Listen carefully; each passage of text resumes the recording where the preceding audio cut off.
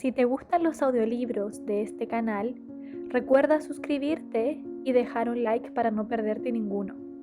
Además, si es que hay algún cuento o novela que te gustaría oír, no dudes en dejarlo en comentarios. El Aleph, Jorge Luis Borges. La candente mañana de febrero en que Beatriz Viterbo murió, después de una imperiosa agonía que no se rebajó un solo instante ni al sentimentalismo ni al miedo, noté que las carteleras de fierro de la Plaza Constitución habían renovado no sé qué aviso de cigarrillos rubios.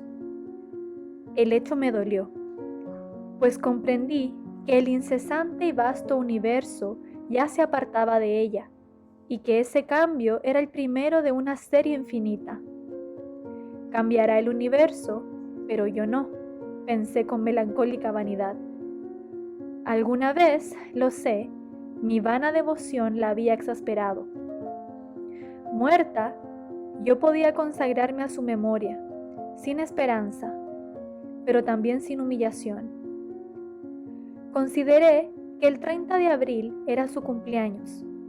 Visitar ese día la casa de la calle Garay para saludar a su padre y a Carlos Argentino Daneri, su primo hermano, era un acto cortés, irreprochable, tal vez ineludible. De nuevo, aguardaría en el crepúsculo de la abarrotada salita. De nuevo estudiaría las circunstancias de sus muchos retratos. Beatriz Viterbo, de perfil, en colores. Beatriz con antifaz, en los carnavales de 1921. La primera comunión de Beatriz. Beatriz, el día de su boda con Roberto Alessandri. Beatriz, poco después del divorcio, en un almuerzo del club hípico. Beatriz, en Quilmes, con Delia San Marco Porcel y Carlos Argentino. Beatriz, con el pequinés que le regaló Villegas a Edo. Beatriz, de frente y de 3/4 sonriendo, la mano en el mentón. No estaría obligado, como otras veces, a justificar mi presencia con módicas ofrendas de libros. Libros cuyas páginas, finalmente, aprendí a cortar para no comprobar meses después que estaban intactos. Beatriz Viterbo murió en 1929. Desde entonces, no dejé pasar un 30 de abril sin volver a su casa. Yo solía llegar a las 7:15 y quedarme unos 25 minutos. Cada año aparecía un poco más tarde y me quedaba un rato más. En 1933, una lluvia torrencial me favoreció. Tuvieron que invitarme a comer. No desperdicié, como es natural, ese buen precedente. En 1934 aparecí, ya dadas las 8, con un alfajor santafesino. Con toda naturalidad me quedé a comer. Así, en aniversarios melancólicos y vanamente eróticos, recibí gradualmente confidencias de Carlos Argentino Daneri. Beatriz era alta, frágil, muy ligeramente inclinada. Había en su andar, si el oxímoron es tolerable, una como graciosa torpeza, un principio de éxtasis. Carlos Argentino es rosado, considerable, canoso, de rasgos finos. Ejerce no sé qué cargo subalterno en una biblioteca ilegible de los arrabales del sur. Es autoritario, pero también es ineficaz. Aprovechaba hasta hace muy poco las noches y las fiestas para no salir de su casa. A 2 generaciones de distancia, la S italiana y la copiosa gesticulación italiana sobreviven en él. Su actividad mental es continua, apasionada, versátil y del todo insignificante. Abunda en inservibles analogías y en ociosos escrúpulos. Tiene, como Beatriz, grandes y afiladas manos hermosas. Durante algunos meses padeció la obsesión de Paul Fort, menos por sus baladas que por la idea de una gloria intachable. Es el príncipe de los poetas en Francia, repetía con fatuidad. En vano te revolverás contra él, no lo alcanzará, no la más inficionada de tus saetas. El 30 de abril de 1941 me permití agregar al alfajor una botella de coñac del país. Carlos Argentino lo probó, lo juzgó interesante y emprendió al cabo de unas copas una vindicación del hombre moderno. Lo evoco, dijo con una admiración algo inexplicable. En su gabinete de estudio, como si dijéramos en la torre albarrana de una ciudad, provisto de teléfonos, de telégrafos, de fonógrafos, de aparatos de radiotelefonía, de cinematógrafos, de linternas mágicas, de glosarios, de horarios, de prontuarios, de boletines. Observo que para un hombre así facultado el acto de viajar era inútil. Nuestro siglo XX había transformado la fábula de Mahoma y de la montaña. Las montañas ahora convergían sobre el moderno Mahoma. Tan ineptas me parecieron esas ideas, tan pomposa y tan vasta su exposición, que las relacioné inmediatamente con la literatura. Le dije por qué no las escribía. Previsiblemente respondió que ya lo había hecho. Esos conceptos, y otros no menos novedosos, figuraban en el canto augural, canto prologal o simplemente canto, prólogo de un poema en el que trabajaba hacía muchos años, sin réclame, sin bullanga ensordecedora, siempre apoyado en esos dos báculos que se llaman el trabajo y la soledad. Primero abría las compuertas a la imaginación, luego hacía uso de la lima. El poema se titulaba La Tierra. Tratábase de una descripción del planeta en la que no faltaban, por cierto, la pintoresca digresión y el gallardo apóstrofe. Le rogué que me leyera un pasaje, aunque fuera breve. Abrió un cajón del escritorio, sacó un alto legajo de hojas de bloque estampadas con el membrete de la biblioteca Juan Crisóstomo Lafinur y leyó con sonora satisfacción. He visto, como el griego, las urbes de los hombres, los trabajos, los días de varia luz, el hambre. No corrijo los hechos, no falseo a los nombres, pero el voyaje que narro es Antur de Machambre. Estrofa a todas luces interesante, dictaminó. El primer verso granjea el aplauso del catedrático, del académico, del helenista, cuando no de los eruditos a la violeta, sector considerable de la opinión. El segundo pasa de Homero a Hesíodo, todo un implícito homenaje en el frontis del flamante edificio al padre de la poesía didáctica, no sin remozar un procedimiento cuyo abolengo está en la escritura, la enumeración, congerie o conglobación. El tercero, barroquismo, decadentismo, culto depurado y fanático de la forma, consta de dos hemitequios gemelos. El cuarto francamente bilingüe me asegura el apoyo incondicional de todo espíritu sensible a los desanfados envites de la facequia. Nada diré de la rima rara ni de la ilustración que me permite, sin pedantismo, acumular en 4 versos 3 alusiones eruditas que abarcan 30 siglos de apretada literatura. La primera a la Odisea, la segunda a los trabajos y días, la tercera a la bagatela inmortal que nos deparan los socios de la pluma del saboyano. Comprendo una vez más que el arte moderno exige el bálsamo de la risa, el scherzo. Decididamente tiene la palabra Goldoni. Otras muchas estrofas me leyó que también obtuvieron su aprobación y su comentario profuso. Nada memorable había en ella, ni siquiera la juzgué mucho peores que la anterior. En su literatura había colaborado la aplicación, la resignación y el azar, las virtudes que Daneri les atribuía eran posteriores. Comprendí que el trabajo del poeta no estaba en la poesía, estaba en la invención de razones para que la poesía fuera admirable. Naturalmente, ese ulterior trabajo modificaba la obra para él, pero no para otro.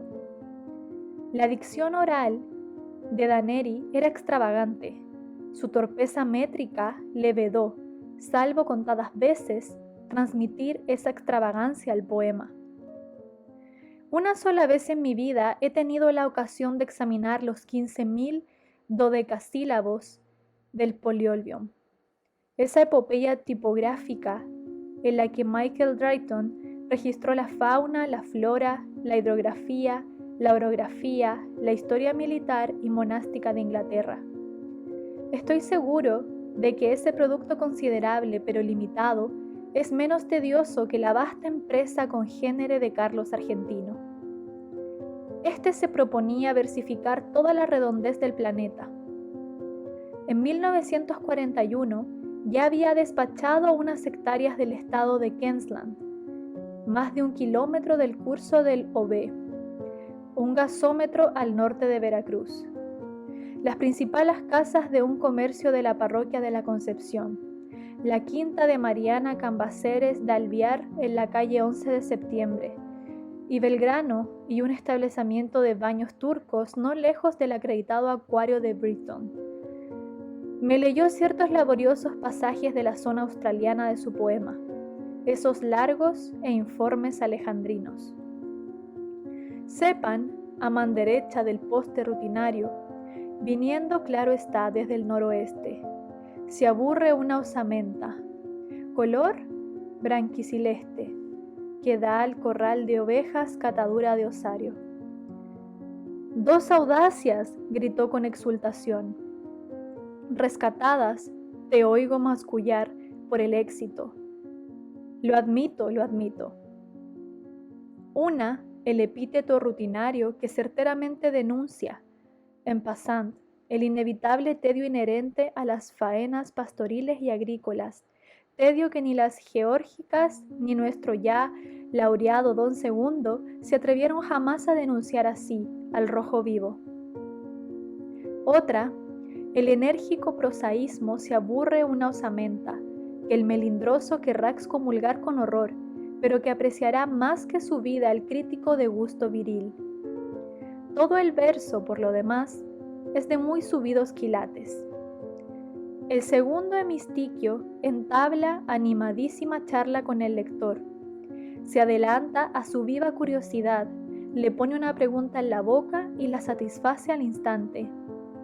¿Y qué me dices de ese hallazgo blanquiceleste?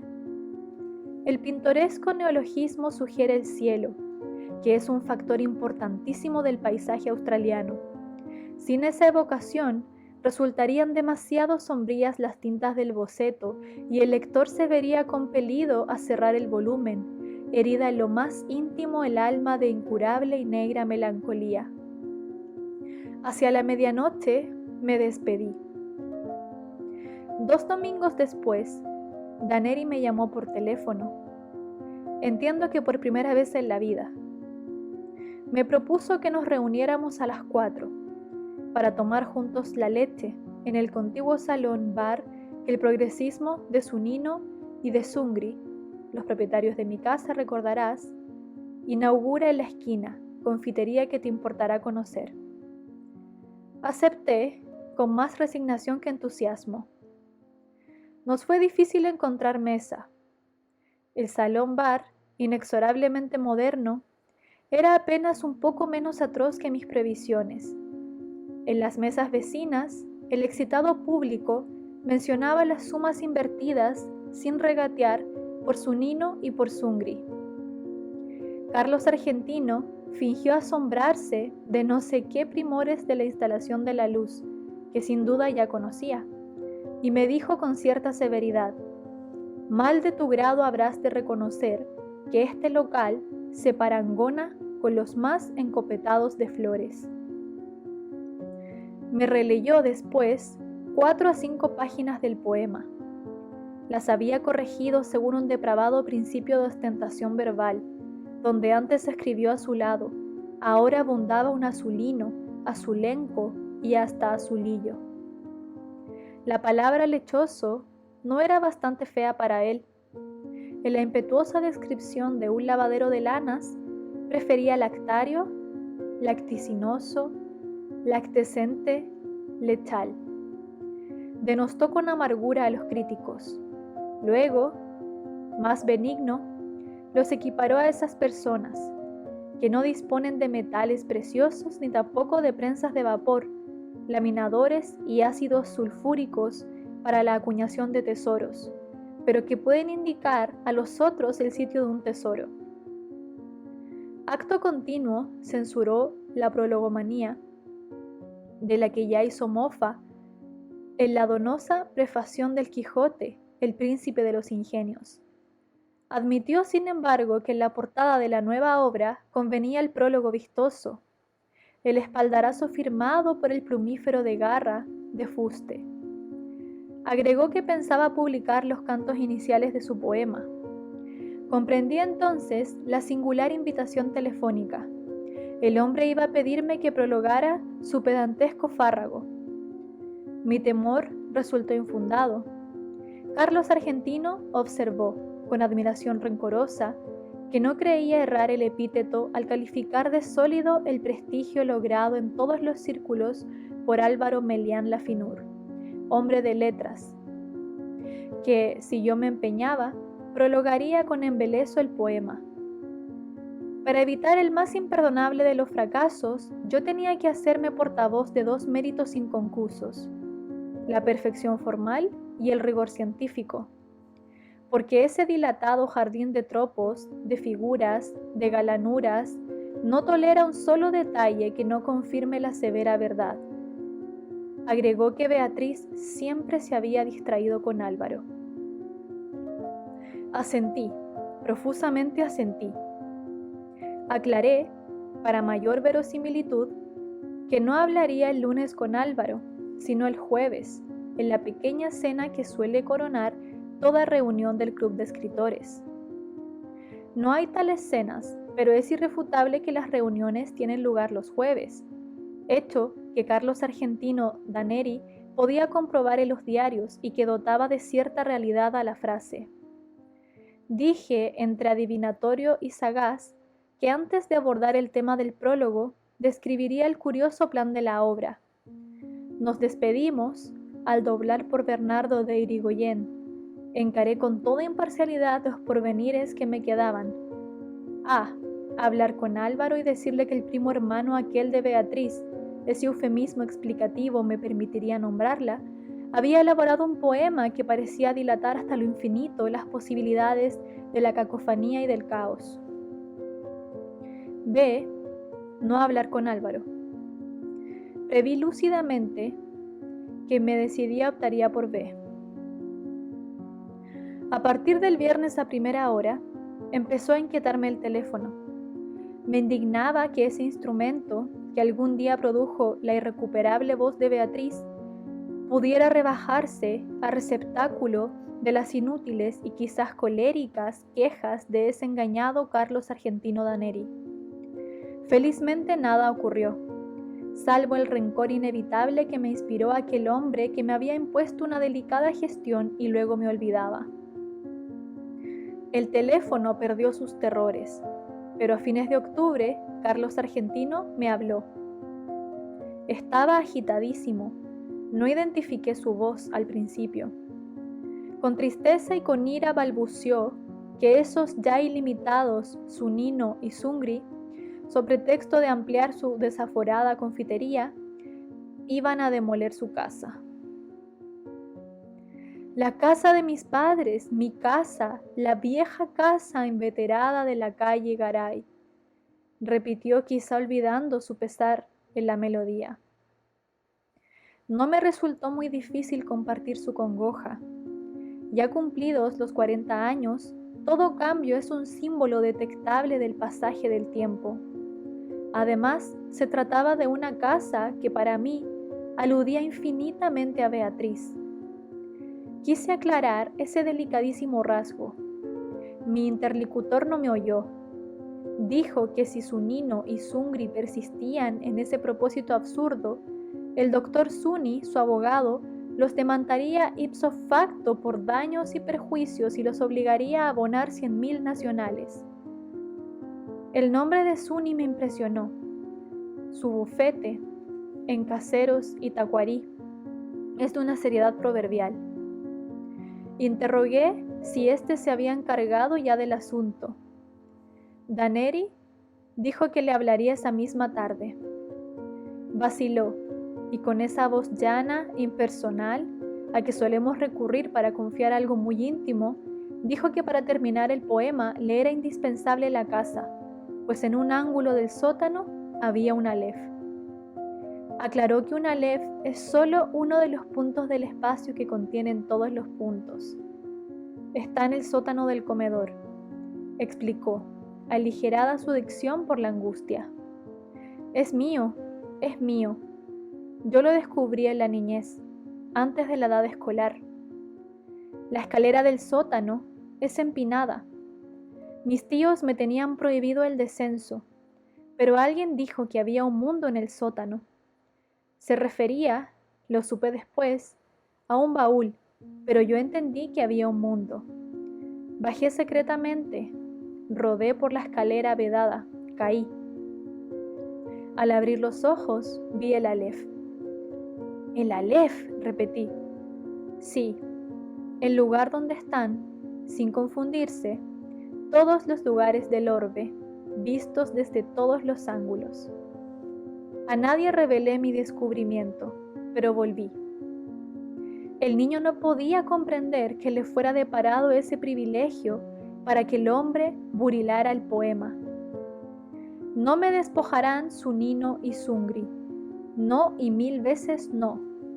Código en mano, el doctor Zuni probará que es inajenable mi alef. Traté de razonar, pero ¿no es muy oscuro el sótano?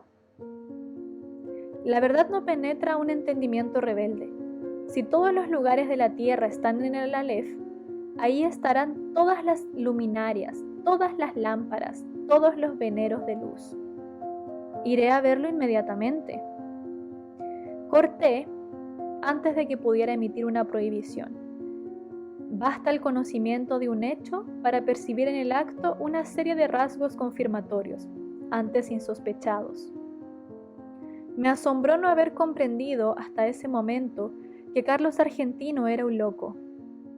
Todos esos vitervos, por lo demás, Beatriz, yo mismo suelo repetirlo, era una mujer, una niña de una clarividencia casi implacable, pero había en ella negligencias, distracciones, desdenes, verdaderas crueldades, que tal vez reclamaban una explicación patológica.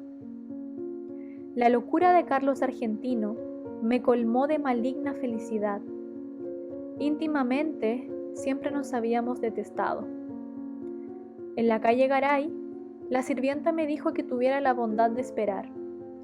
El niño estaba, como siempre, en el sótano, revelando fotografías. Junto al jarrón sin una flor, en el piano inútil, sonreía, más intemporal que anacrónico, el gran retrato de Beatriz en torpes colores. No podía vernos nadie. En una desesperación de ternura, me aproximé al retrato y le dije: Beatriz, Beatriz Elena, Beatriz Elena Viterbo, Beatriz querida, Beatriz perdida para siempre. Soy yo, soy Borges. Carlos entró poco después. Habló con sequedad. Comprendí que no era capaz de otro pensamiento que de la perdición del alef. Una copita del pseudo coñac, ordenó, y te zampuzarás en el sótano. Ya sabes, el decúbito dorsal es indispensable. También lo son la oscuridad, la inmovilidad, cierta acomodación ocular. Te acuestas en el piso de las baldosas y fijas los ojos en el 19º escalón de la pertinente escalera. Me voy. Bajo la trampa y te quedas solo.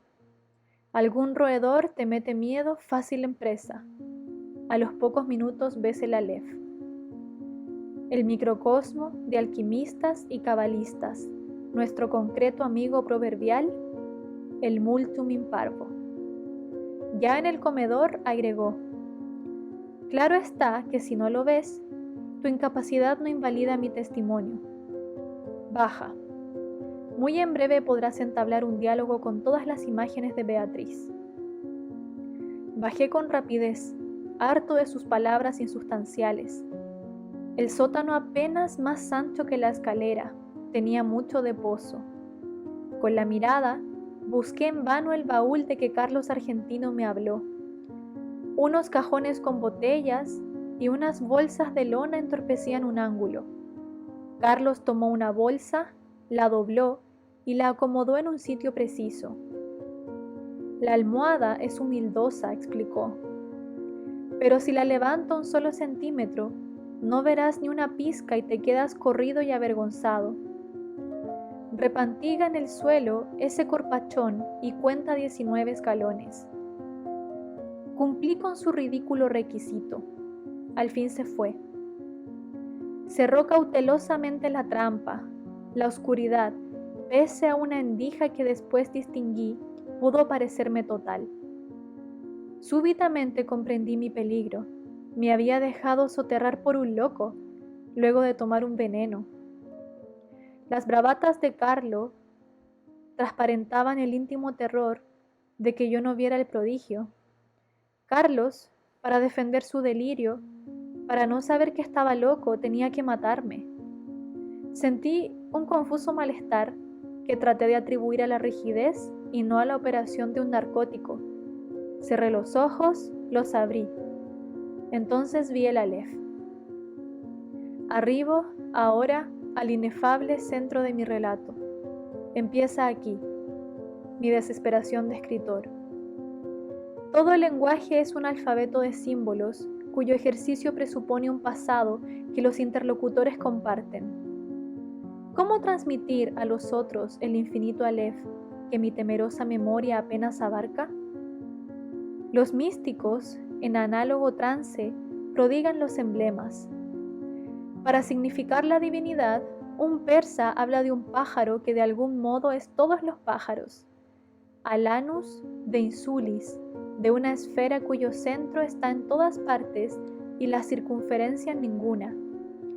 Ezequiel, de un ángel de 4 caras que a un tiempo se dirige al oriente y al occidente, al norte y al sur. No en vano rememoro esas inconcebibles analogías. Alguna relación tienen con el Aleph. Quizá los dioses no me negarían el hallazgo de una imagen equivalente, pero este informe quedaría contaminado de literatura, de falsedad. Por lo demás, el problema central es irresoluble: la enumeración, siquiera parcial, de un conjunto infinito. En ese instante gigantesco, he visto millones de actos deleitables o atroces. Ninguno me asombró como el hecho de que todos ocuparan el mismo punto, sin superposición y sin transparencia. Lo que vieron mis ojos fue simultáneo, lo que transcribiré es sucesivo, pero el lenguaje lo es. Algo, sin embargo, recogeré. En la parte inferior del escalón, hacia la derecha, vi una pequeña esfera tornasolada, de casi intolerable fulgor. Al principio la creí giratoria. Luego comprendí que ese movimiento era una ilusión producida por los vertiginosos espectáculos que encerraba. El diámetro del Aleph sería de 2 o 3 centímetros, pero el espacio cósmico estaba ahí, sin disminución de tamaño. Cada cosa, la luna del espejo, digamos, era infinitas cosas, porque yo claramente la veía desde todos los puntos del universo. Vi el populoso mar, vi el alba y la tarde, vi las muchedumbres de América, vi una plateada telaraña en el centro de una negra pirámide, vi un laberinto roto, era Londres. Vi interminables ojos inmediatos escrutándose en mí como en un espejo. Vi todos los espejos del planeta y ninguno me reflejó. Vi en un traspatio de la calle Soler las mismas baldosas que hace 30 años vi en el zaguán de una casa en Frei Ventos. Vi racimos, nieve, tabaco, vetas de metal, vapor de agua. Vi convexos desiertos ecuatoriales y cada uno de sus granos de arena. Vi en Inverness a una mujer que no olvidaré.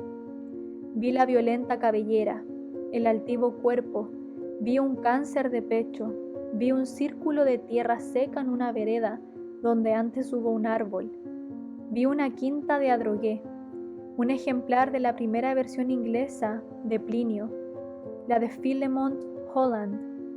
Vi a un tiempo cada letra de cada página. De chico yo solía maravillarme de que las letras de un volumen cerrado no se mezclaran y perdieran en el discurso de la noche. Vi la noche y el día contemporáneo. Vi un poniente en Querétaro que parecía reflejar el color de una rosa en Bengala. Vi mi dormitorio sin nadie. Vi en un gabinete de Alkmaar un globo terráqueo entre dos espejos que lo multiplicaban sin fin. Vi caballos de crin arremolinada. En una playa del mar Caspio en el alba, vi la delicada osadura de una mano. Vi a los sobrevivientes de una batalla enviando tarjetas postales. Vi en un escaparate de Mirzapur una baraja española. Vi las sombras oblicuas de unos helechos en el suelo de un invernáculo. Vi tigres, émbolos, bisontes, marejadas y ejércitos. Vi todas las hormigas que hay en la tierra. Vi un astrolabio persa. Vi en un cajón del escritorio, y la letra me hizo temblar, cartas obscenas, increíbles, precisas, que Beatriz había dirigido a Carlos Argentino. Vi un adorado monumento en la Chacarita. Vi la reliquia atroz de lo que deliciosamente había sido Beatriz Viterbo. Vi la circulación de mi propia sangre. Vi el engranaje del amor y la modificación de la muerte. Vi el Aleph, desde todos los puntos. Vi en el Aleph la tierra.